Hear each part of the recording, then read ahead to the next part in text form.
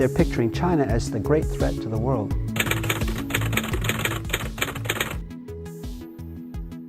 In the West, and especially in the United States, for them everything is win-lose.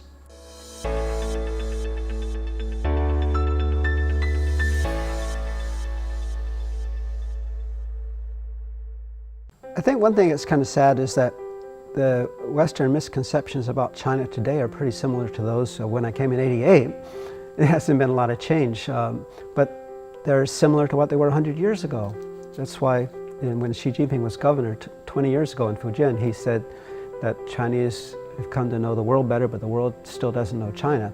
For example, I was in Taiwan. I was in the military in Taiwan for 2 years. I really thought that China was the big threat to the world.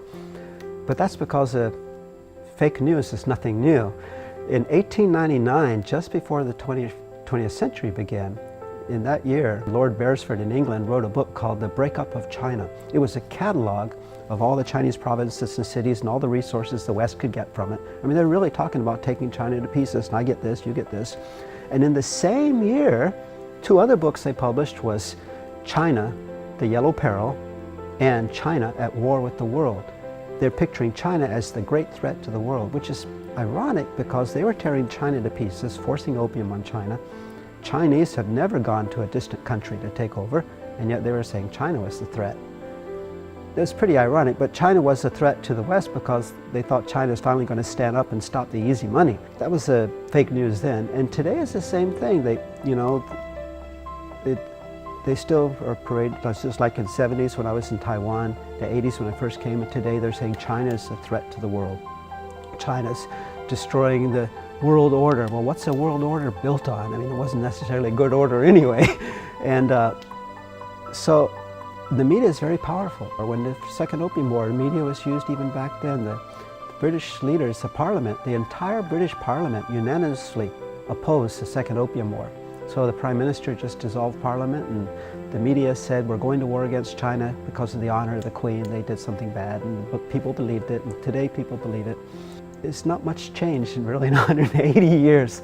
So that's why I think it's so important that we really work, not just government promotion, but that a lot of people get involved in telling China's story to help foreigners see what is the truth here.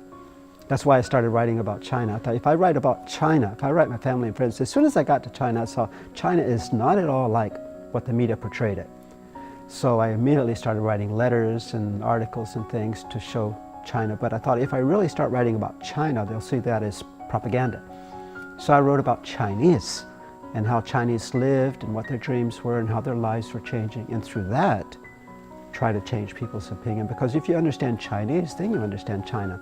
And my father was the hardest sell. And he was in the military 18 years, in Asia 11 years fighting communist China. So he wasn't real happy I came here.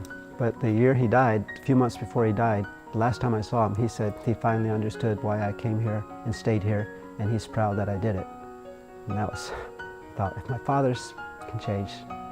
So I think the most important thing China will do, besides telling more materials about China, is just its actions in the world. I mean, the world really fears China. But I understand why they fear China, because, I mean, look at history. 500 and something years, how have the Western countries, I tell my students that the Chinese are the best business people in history because throughout history, Chinese have done real business. They've never had Beijing military navy behind them. Chinese in China and Southeast Asia, they just did real business, whereas for 500 years, Western businessmen have always had the military and the governments behind them. So that's how the West has done things for over 500 years, and I don't think they can really understand that Chinese throughout history have not done colonialism, these kind of things, and they've just done real pure business, peaceful business. But they can't believe a country this big can be so different.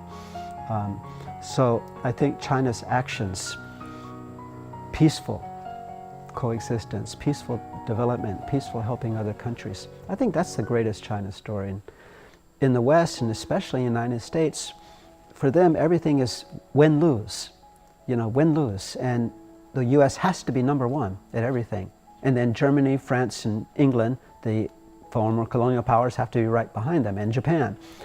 And they see China as catching up as a threat to them being number one. Why does everybody have to be number one? Why can't they just coexist? But they can't see that, they can't accept that. But the fact is, the numbers don't lie. 25 years ago, I wrote about this in articles. You know, I said the economy is returning, the global economy is, the center is returning to Asia. And not moving to Asia, returning to Asia. And foreigners will slowly see this because they have to see it and they have to accept it. But they need to learn a little history too. Harvard Business Review in 2014 said that 300 years ago, China and India had 2/3 of the world GDP. And Harvard Business Review said, before the first Opium War, the Chinese economy was more open and more market-driven than the economies of Europe. So they talk about this open economy, free trade, but they've never done it. They've always had colonialism and military intervention and regime change. China has never done that. But they fear China will do that. And so they've tried for 180 years to contain China. Now they're getting to the point where they're saying they can't contain China, and if they continue, they'll only isolate themselves. Like China just signed the RCEP trade agreement, which takes, I think, 1/3 of the world or 2/3 of the world, some humongous amount, and U.S. is not part of that. So I think the rest of the world is going to have to see the fact that they can't contain China, they can't stop it, but that doesn't make China a threat. I think China, for the first time in at least 500 years since Columbus Day, I think China can show the world how to peacefully develop. Because in a planet this small, you can't afford to always solve everything with war. So I hope China can teach a peaceful world order.